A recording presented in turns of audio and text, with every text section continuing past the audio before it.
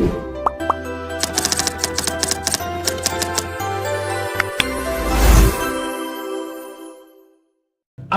Andi Syafrani mau bicara perspektif hubungan dan bandingannya dengan Australia. 2 kali pun itu kita. Bentar aja ya. Assalamualaikum warahmatullahi wabarakatuh. Waalaikumsalam. Teman-teman sekalian. Halo. Dekat, Pak. Halo.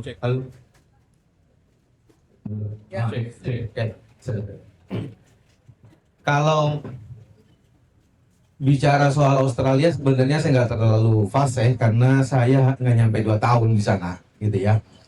Harusnya yang udah lebih lama. Namun kalau mau kita lihat secara lebih dalam, dampak Australia ini di kita hanya pada satu hal. Sampai hari ini Australia masih jadi destinasi belajar terbanyak orang Indonesia. Hanya itu yang saya lihat daftarnya gitu ya. Dibanding dengan beberapa negara yang lain, misalnya kita compare Amerika, jumlahnya masih di bawah 10.000. Cina juga kurang lebih sama, tapi ada peningkatan yang signifikan dalam 1 dekade terakhir. Orang Indonesia yang bisa belajar di Cina, jumlahnya sudah hampir mencapai 15.000 untuk di tahun-tahun ini. Bahkan ke Timur Tengah sekalipun yang sudah lebih lama orang Indonesia dari berabad-abad dulu belajar, jumlah pelajar Indonesia yang ke Mesir nggak lebih dari 15.000 juga. Tapi Australia sampai hari ini masih menduduki tempat tertinggi untuk orang Indonesia yang mau menghabiskan belanja uang anak-anaknya sekolah di sana. Nah, ini adalah sebuah keunikan menurut saya. Pertanyaannya kan buat kita adalah apa dampak jumlah pelajar Indonesia yang banyak ke Australia buat Indonesia? Sampai hari ini nggak terkenal ada mazhab politik Australia, mazhab ekonomi Australia gitu ya. Beda dengan Amerika gitu ya, punya Chicago School, punya macam-macam lah gitu ya. Baik itu dari aspek politik maupun dari aspek ekonomi atau aspek-aspek yang lain. Nah, namun tadi saya bilang jumlah atau kuantitas dari pelajar yang banyak ini tentu harus menjadi sorotan buat kita. Pertanyaannya mengapa mereka masih memilih Australia sebagai destinasi untuk belajar, gitu kan? Terlepas tadi kita mempertanyakan apa dampak mereka ketika pulang dari Australia untuk Iran apa? Indonesia. Apa? Agennya Iran. Ya, itu juga sesuatu hal yang perlu kita perhatikan gitu ya. Maksudnya tadi tidak begitu muncul diferensiasi yang signifikan dari corak pemikiran, corak tindakan gitu. Yang ada mereka ini kebanyakan adalah orang-orang yang segmentasinya gitu berada di ekonomi elit. Kalau mau kita petakan gitu ya, mereka berada di ekonomi elit dan masuk pada orang-orang yang cukup berpengaruh pada pemain bisnis. Kalau mau dilihat petanya, saya memperhatikan kebanyakan alumni Australia, bukan yang penerima beasiswa nih kayak saya nih. Kalau penerima beasiswa kita ini biasanya kan diwajibkan balik untuk ngabdi ke lingkungan masing-masing. Dan kebanyakan para penerima beasiswa itu biasanya dari organisasi pemerintahan, baik itu kampus negeri maupun juga lembaga-lembaga negara yang dianggap strategis kayak Bappenas, Kementerian Keuangan dan seterusnya. Tapi kelompok yang banyak di Australia, mereka spending uang dari orang tuanya. Jadi kebanyakan mereka ini bisa dibilang 80% adalah orang yang belajar dengan biaya sendiri. Karena kemampuan orang tuanya, kemudian mereka pulang melanjutkan bisnis orang tuanya. Itu yang saya tangkap gitu peta dari kelompok pelajar Australia. Ini beda dengan Amerika gitu ya, beda dengan mungkin Cina yang akan kita lihat dampaknya. Kalau sekarang saya kira belum begitu signifikan, tapi mungkin 1 dekade ke depan mulai akan terlihat, mengingat peringkat kampus-kampus Cina saat ini sudah nerobos the best 20 atau bahkan the best 50 di dunia gitu ya. Kalau Australia kan stabil aja, kampusnya itu aja yang the best ya kan. Unimel, NU, kemudian Monash, UNSW dan beberapa kampus yang dianggap keren lah di sana gitu. Nah, ada sekalian, menurut saya dari sisi ini kita harus tetap memperhitungkan, meski Australia ini dari sisi politik sebenarnya nggak signifikan. Kenapa? Karena kita tahu ya Australia ini tergantung dari bosnya. British, ya kan? Apa kata induknya ya itu yang akan dia ikuti, gitu ya. Beda dengan Cina yang sekarang sudah menjadi poros tersendiri atau Amerika yang sudah lebih duluan, gitu ya. Kalau Australia misalnya dalam konteks perang Iran saat ini, kan mereka bungkam. Tadi saya cek beritanya nggak ada sikap yang clear, ya kan? Sebagian mendukung, sebagian tidak, gitu ya. Sikap resminya tidak ada. Mereka silent posisinya. Kenapa? Karena ya kemarin dalam kasus Israel sebelumnya udah cukup bikin mereka pusing gitu secara internal, gitu kira-kira ya kan? Karena udah banyak protes di sana terhadap sikap Australia yang terlalu berlebihan mendukung Israel misalnya.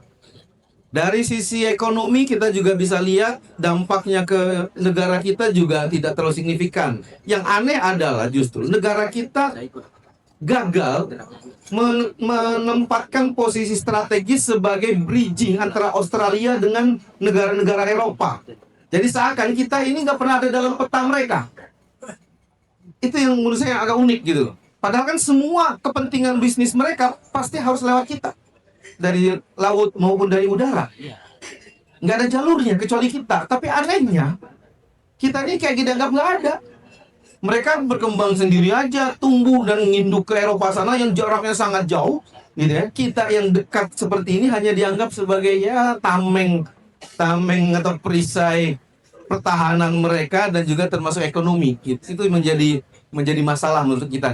Karena itu saya melihat ke depan mungkin hubungan antara Indonesia Australia ini perlu diubah begitu ya, dengan menempatkan posisi Indonesia sebagai pintu gerbang bagi mereka.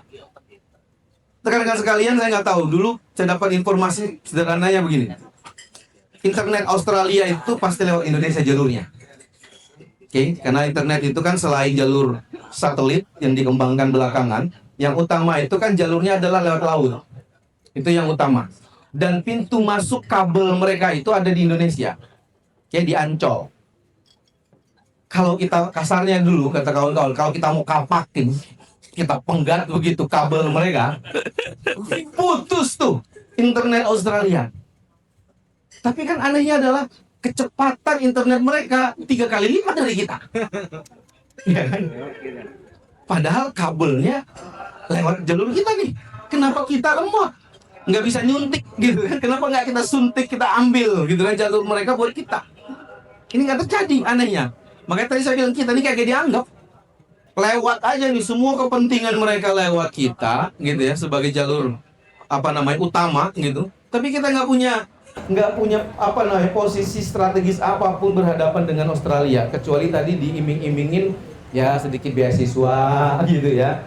Yang jumlahnya juga nggak signifikan dibanding tadi jumlah 25.000 setiap tahun orang Indonesia yang belajar di sana gitu ya. Beasiswa itu nggak nyampe 1.000 gitu, nggak nyampe 1.000 seingat saya gitu. Waktu saya ADS aja hanya berapa ratus setiap tahun itu dia berangkat ke 300 kurang lebih. Jadi nggak pernah sampai 1.000, jadi jauh sekali gitu. Nah karena itu menurut kita kalau bicara soal positioning antara Indonesia Australia, ini positioningnya nggak balance gitu ya. Padahal kita ini adalah jalur utama mereka dan harus diubah ke depan gitu, untuk membuat posisi Indonesia ini lebih dibutuhkan dan dianggap penting bagi Australia gitu. Oke, itu sedikit tentang pandangan saya terkait dengan Australia. Nah terkait dengan sekolah ini, saya kepingin ke sana. Saya kemarin alhamdulillah dapat kesempatan sebentar untuk ngisi kelas filsafat hukum Islam. Yang ternyata gitu menurut saya ini satu topik yang kurang begitu populer di Ciputat gitu ya. Kita kajian filsafatnya kan sangat jauh gitu ya, filsafat Islam gitu ya, kemudian sampai ke filsafat Barat. Nah, filsafat hukum Islam yang merupakan bagian dari filsafat Islam itu kan sesuatu yang nggak begitu populer. Bahkan belakangan saya kira ini sebuah tema yang hampir nggak begitu dipelajari. Di Fakultas Syariah aja mata kuliah filsafat hukum Islam hampir nggak ada kayaknya. Seingat saya udah nggak ada gitu ya, filsafat hukum Islam itu kayaknya nggak ada, sudah nggak ada lagi. Nah ini yang menjadi concern gitu ya, karena bisa jadi ke depan kita akan kehilangan calon-calon mufti ini. Iya, kodi, ya kan? Orang yang bisa bikin hukum yang sesuai dengan kebutuhan zamannya. Nah, ini masalah serius menurut saya, gitu ya. Nah, salah satu hal yang bikin negara kita ini nggak berkembang menurut saya adalah masalah hukumnya. Gitu. Hukumnya yang nggak jelas, berubah-ubah terus-menerus. Ganti rezim, ganti hukum, ya kan? Jangankan ganti rezim, rezim yang sama pun bisa pindah-pindah hukumnya, ya kan? Hari ini dia bikin A, besok dia ganti lagi. Tergantung moodnya. Ya, tergantung moodnya pula, ya kan? Dan tergantung setoran mana ini yang masuk. Nah, ini menurut saya sesuatu yang sangat berbahaya, gitu ya. Nah, salah satu fondasinya adalah karena kurang dalamnya kita dalam berpegang pada asas-asas filosofis hukum. Nah, kalau mau spesifik lagi hukum Islam. Mengapa ini penting ya? Karena sebagian besar hukum kita ini hidup dengan mengambil salah satu sumbernya adalah hukum Islam. Nah, tapi ini sesuatu yang kurang diperhatikan, gitu ya. Saya agak nggak paham mengapa aspek ini kurang begitu dalam untuk dikembangkan di Ciputat, gitu ya, filsafat hukum Islam. Padahal ini adalah sesuatu yang menurut saya kalau kita dalami itu akan justru membuka pintu yang mudah bagi kita memahami hukum-hukum nasional, bahkan hukum internasional. Sebab salah satu model hukum yang sudah ajeb, kalau mau kita bilang begitu ya, yang fondasinya sangat kuat dan sudah diperdebatkan berabad-abad, ya fikih dan usul fikih. Itu ajak banget hukumnya.